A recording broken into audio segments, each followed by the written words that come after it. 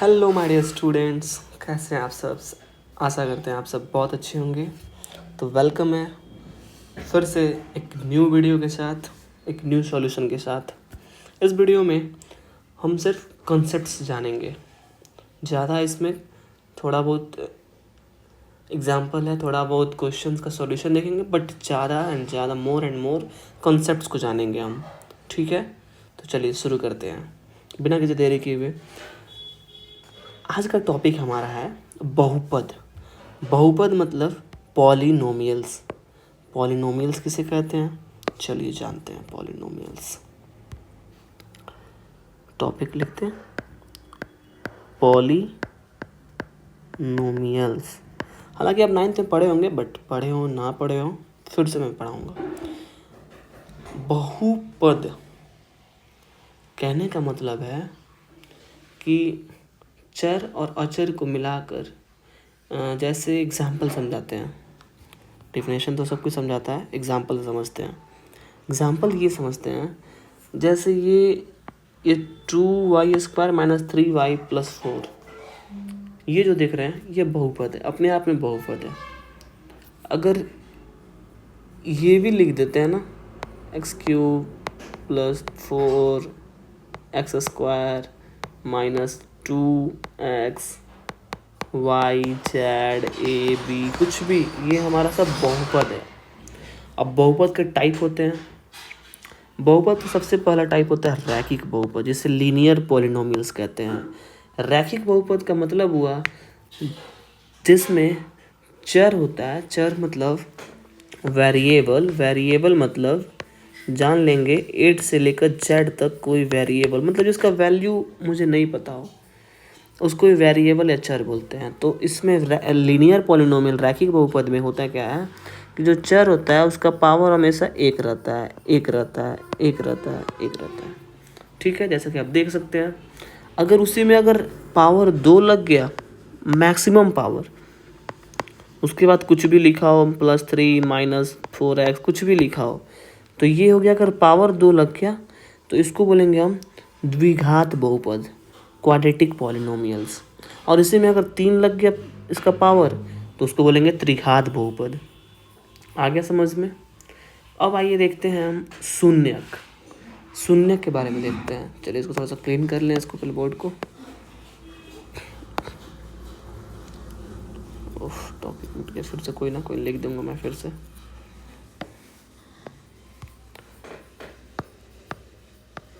Polynomials, ठीक है।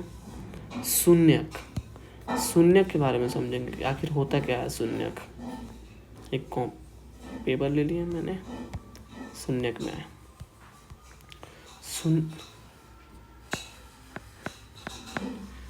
शून्यक का मतलब है कि वैसा वो नंबर जिसको मैं अपने इक्वेशन में रखूं तो उसका मान कितना हो, 0 हो जाए। जैसे कहने का मतलब है 2x माइनस 10 में शून्यक x का मान कितना रखें कि ये जो इक्वेशन है मेरा ये 0 हो जाए।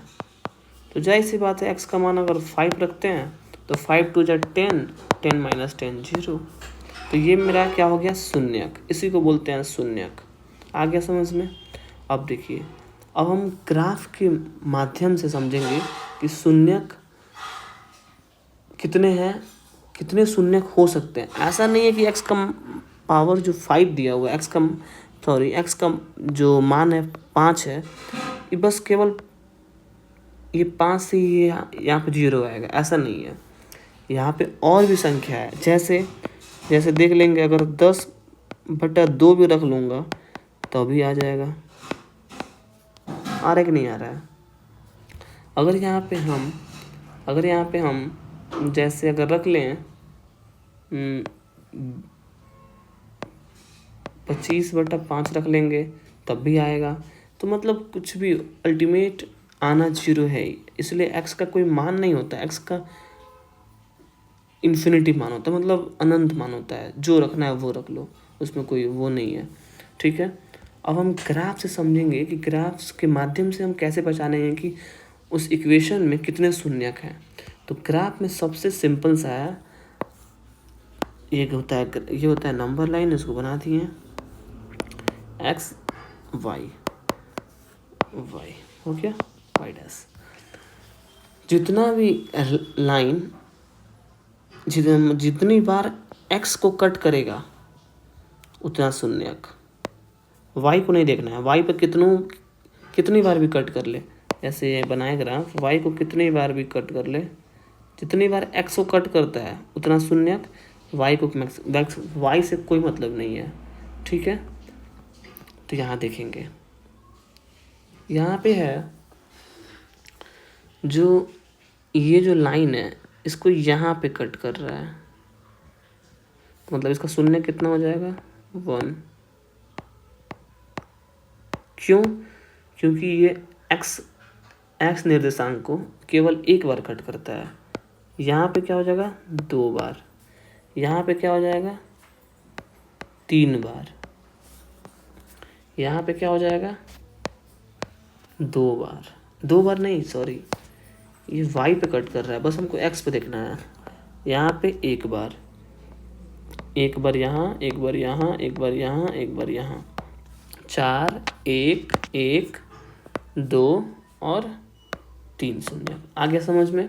अब आते हैं एक्सरसाइज 2.1 पे, जो देखते हैं।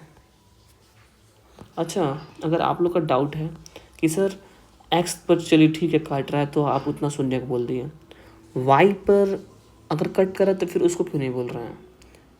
अगर होगा आपका डाउट तो देखिए, अगर लीनियर बहुपद का एक रूल है, ax प्लस बी से लीनियर बहुपद को हम रिप्रेजेंट करते हैं, जो कि यहाँ पर a का मान कभी भी 0 नहीं होना चाहिए। क्यों? अगर a का मान 0 हो जाएगा तो बचेगा क्या, मेरा कांस्टेंट।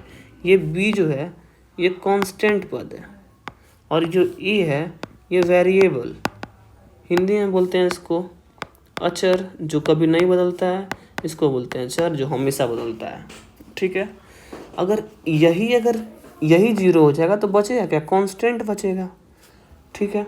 तो हम शून्य निकालें हैं किसका, इसी कारण से अगर x का मान अगर a का मान 0 हो जाएगा, मतलब x का मान भी 0 हो जाएगा। इसी कारण से हम बस केवल x को 0 नहीं सकते, लेकिन b 0 हो सकता है, कोई दिक्कत नहीं है। इसी कारण से ये b जो है मानना क्या चाहिए, मतलब वही y है, तो y 0 होगा, कोई दिक्कत नहीं है। बट जैसे अगर देख लेते हैं, जैसे यहाँ पर 1 2 3 4 -1 -2 -3 -4, ठीक है। इधर 1 2 3 4 -1 -2 -3 -4। जैसे ये मेरा लाइन जा रहा है ऐसे 2 पर गया और ये इधर से कट के फिर इधर से आ गया, ठीक है। तो यहाँ पे क्या होगा, इसका निर्देशांक देंगे, पहले x का लिखते हैं -2 फिर 0, फिर यहाँ लिखेंगे 2 फिर 0, यहाँ क्या लिखेंगे, मान के चलिए यहाँ पे 2.5 है तो -2.5 नहीं, पहले 0 फिर -2.5। तो यहाँ पे एक x का मान 0 नहीं आना चाहिए, 0 y का मान आया कोई दिक्कत नहीं है, x का मान 0 नहीं आना चाहिए, जिस कारण से हम केवल x को कंसीडर करते हैं, y को कंसीडर नहीं करते हैं। यहाँ पे शून्य कितना हो जाएगा, 2 शून्य हो जाएगा। आते हैं हम एक्सरसाइज 2.1 में, देखते हैं। कह रहा है किसी बहुपद px के लिए y बराबर px का ग्राफ नीचे आकर प्रत्येक स्थिति में px के शून्य की संख्या। कितना इजी क्वेश्चन है, बस इसमें शून्य बताना है। हम क्या बताएं, इसमें y x में क्रॉस कर रहा है, नहीं कर रहा है, तो खाली y पर है, तो इसमें शून्य कितना हो जाएगा 0। इसमें कितना हो जाएगा, यहाँ y पर 1 कर रहा है तो y से मतलब है नहीं हमको, यहाँ पे कर रहा है हमको, तो 1 शून्य हो जाएगा। फिर यहाँ पे देखेंगे 1 शून्य यहाँ पे, 1 शून्य यहाँ पे, 1 शून्य यहाँ पे, 3 शून्य, 1 शून्य यहाँ पे, 1 शून्य यहाँ पे, तो 2 शून्य, 1 शून्य यहाँ पे, 1 शून्य यहाँ पे, 1 शून्य यहाँ पे, 1 शून्य यहाँ पे, तो 4 शून्य, 1 यहाँ 1 यहाँ 1 यहाँ, मतलब 3 शून्य। कितना इजी हो गया क्वेश्चन। तो हमारा 2.1 होता है समाप्त। आई थिंक आपको कॉन्सेप्ट अच्छा लगा होगा, समझ में आया होगा। अगर कुछ डाउट है तो आप कमेंट करके पूछ सकते हैं। मिलते हैं हम नेक्स्ट वीडियो में नेक्स्ट सॉल्यूशन के साथ। So thank you so much for watching this video. Bye bye, Radhe Radhe.